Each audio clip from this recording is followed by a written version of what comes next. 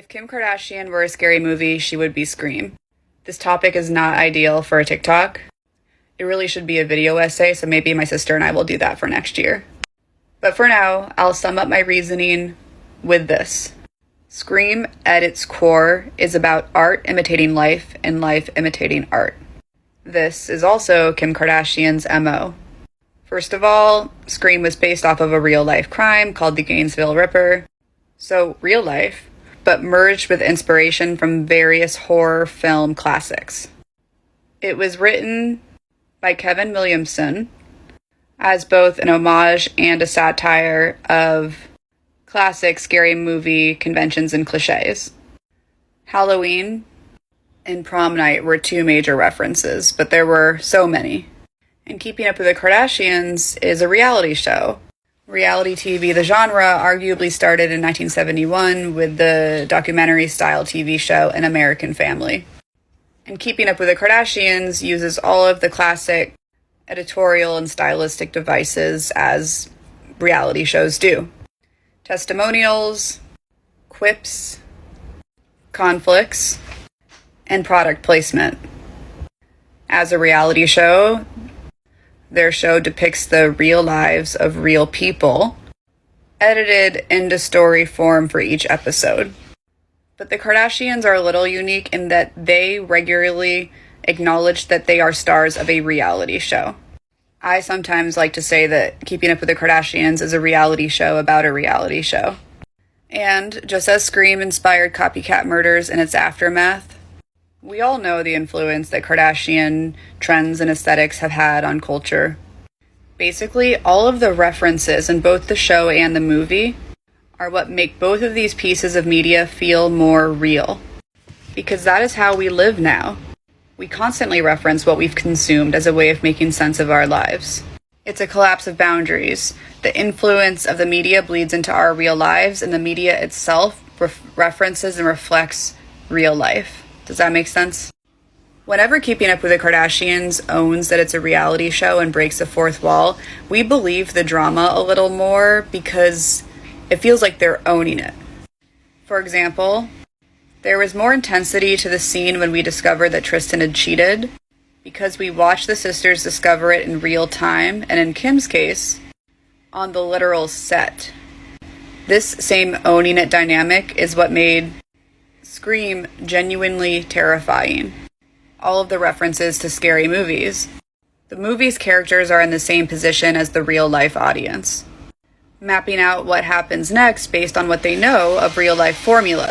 So as we started discussing in part one, part of what makes Scream so genuinely scary is that its characters are in a similar position as the real-life audience, mapping out what happens next based on what they know of scary movie formulas. Meanwhile, Keeping Up with the Kardashians gets a lot of its power narratively by breaking the fourth wall and kind of owning that it's a reality show. And over time, we come to kind of expect those formulas from them in a way that makes it more watchable, but also feel more real. In both cases, these narrative formulas seem to penetrate real life. It makes you think about how reality TV shapes how we make sense of our own relationships and learn from the mistakes of the people we watch. Next, desensitization. The teens in Scream are desensitized by the violence that is sweeping their school because, like modern teens in real life, they're exposed to violence all the time by media. In fact, their uses of media simultaneously makes them cynical about what's going on and, as we already talked about, shapes how they make sense of what's going on. Like we said in part one, Scream is about life imitating art and art imitating life. We see them on their phones, on their computers, watching TV, even being killed by TVs.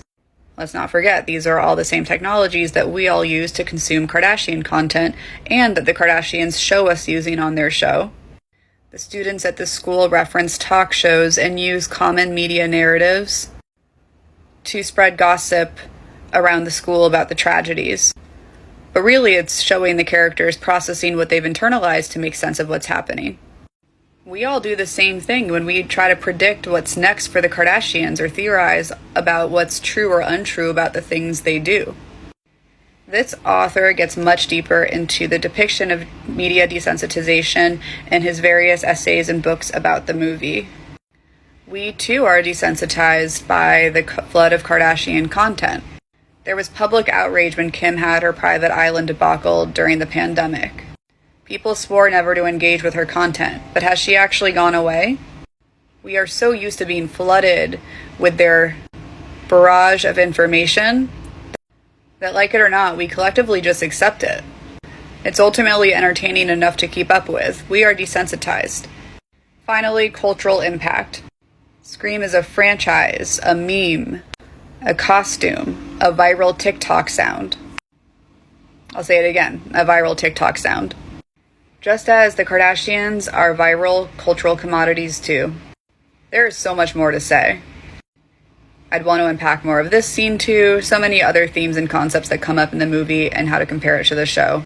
All in all, Scream is one of the most profound postmodern pieces of our time, and I will always stand by it that Kim Kardashian is the premier postmodern icon of our time. As a side note, that's why there's a pervasive line from the killer in Scream about wanting to see his victims' insides. I hate that line.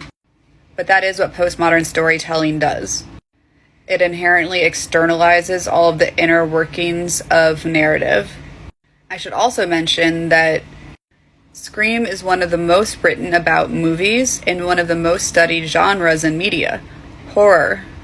Why scary movies, like the Kardashians, make for such perfect prisms for thinking about culture is its own worthwhile conversation, but it's a conversation that's already happening.